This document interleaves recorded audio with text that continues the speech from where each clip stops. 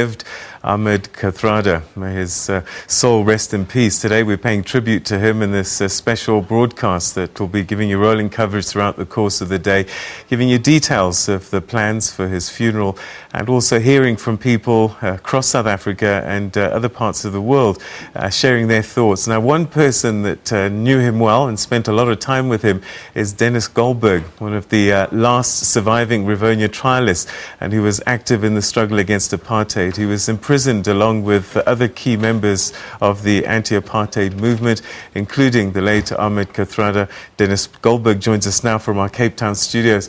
Thank you very, very much for joining us on this very, very sad day, and I can imagine that it's a very difficult time for you. Good morning, and to your audience, on what is a very sad day, because you know what I admired about my comrade Cassie in the Rivonia trial together is that we all faced the death sentence. We knew that. And yet he had a calmness about it.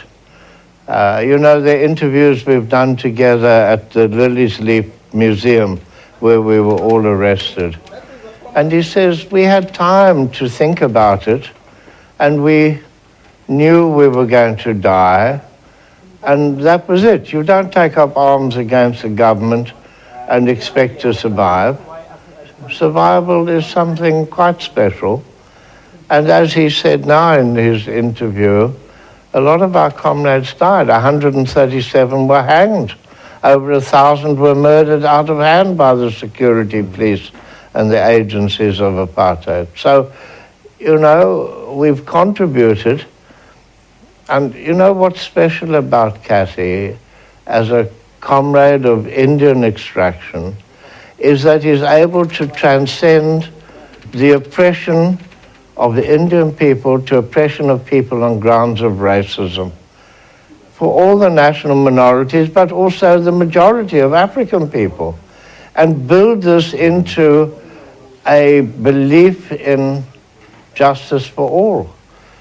And that's why his foundation now, the Ahmed Kathrada Foundation, upholding the principles of non-racism at a time when amongst all sections of our community, of our population, there's a growing sense of racial exclusivity. It's for me, not for us, against all the beliefs of our liberation movement. It's a very important legacy, and I admire him for it, and the foundation. But can I tell of my sadness for Barbara Hogan, his partner, for his family, for Zora, particularly his secretary, niece. We're all devastated, you know, to lose somebody so close and that we've shared so much with. Mr. Goldberg, he was so young when he went to Robben Island, and yet he displayed a maturity of a man beyond his years. Where did that come from, do you think? Well, when you're involved in politics and protest and in our prison from age 13, maybe you grow up quick. But you talk about him being young. He says, when I turned 80 years old, he sent me a message to say, and this is his humor and his charm. He said, you were the baby in the Rivonia trial, and even though you're 80 years old now, you're still the baby. And you have to laugh with him about that, you know. When people talk about him, they talk about how, you know, this moral correctness, always doing the right things, always being on the right side of integrity. Was this throughout his life? What drove him to be this person? Well, I would say because he joined the Young Communist League early on, where you learned that it's not for you, it's for people in general. It's not for a specific elite, it's for the mass of the people. And he held to those principles till the end. He never gave up on it. He might not have expressed it in the same way. We have all our disillusionments through history and things not going right. But the principle of can I say, for me and many others, what my comrade Kathy lived was the belief that to be human, you serve others. It's not about self.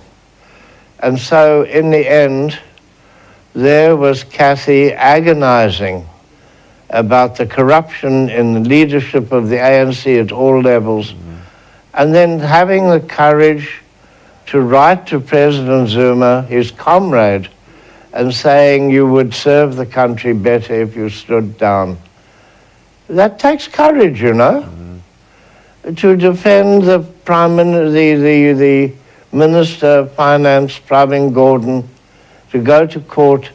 You know, Kathy was frail towards the end of his life, but he was still there, standing up for what's right. Where it comes from, why is it such a rare quality? But what an example. I can't explain it. He just had it. In some ways, I get a sense that perhaps he was a reluctant hero. He just never really wanted that hero status. Do you think that he had a sense of the enormity of his contribution, or he just got on with it? What a difficult question. He was a modest man. He was a serious man. He was a courageous man. He was compassionate. He was Kathy, he was Uncle Kathy. He was witty. He retained his cool, and he retained his belief. And inherent in this idea of service is you stand back, you let others be in the limelight.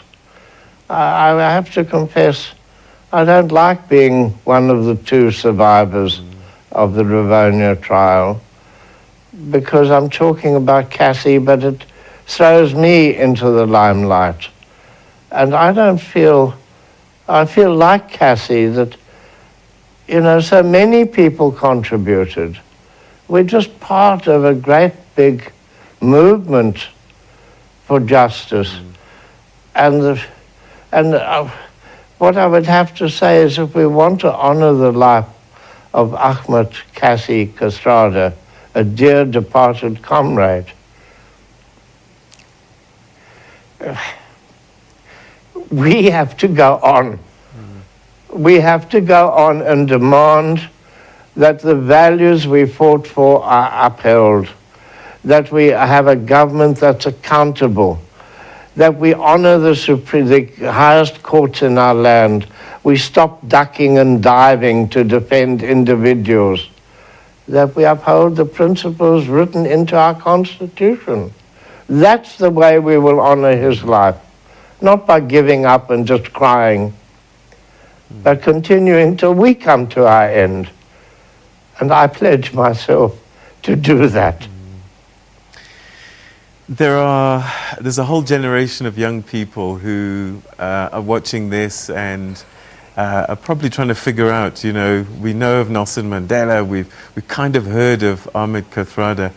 Just how important a man was this man? You know, I was up at Lily's Leaf the other day, just a week ago, and I experienced what Kathy did experience. A whole new generation of younger, university-educated people, some in government, some in corporations, some in the NGOs, who have to come and speak to Uncle Kathy or Uncle Denis and to assert their belief in our stand against the violations of our Constitution, and they support it. So what's the importance of the life of Ahmed Kathrada is that people see that it's possible to be selfless. It's possible to uphold principle. And I must say, I'm sure for Kathy, as for others of us, you don't do it for the recognition. You do it because it's right to do it, to give your life for freedom for all. But the recognition is sweet.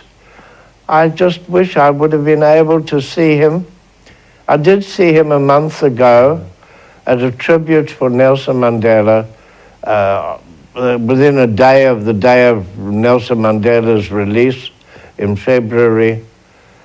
And he was very frail and very weak, and he was profoundly deaf.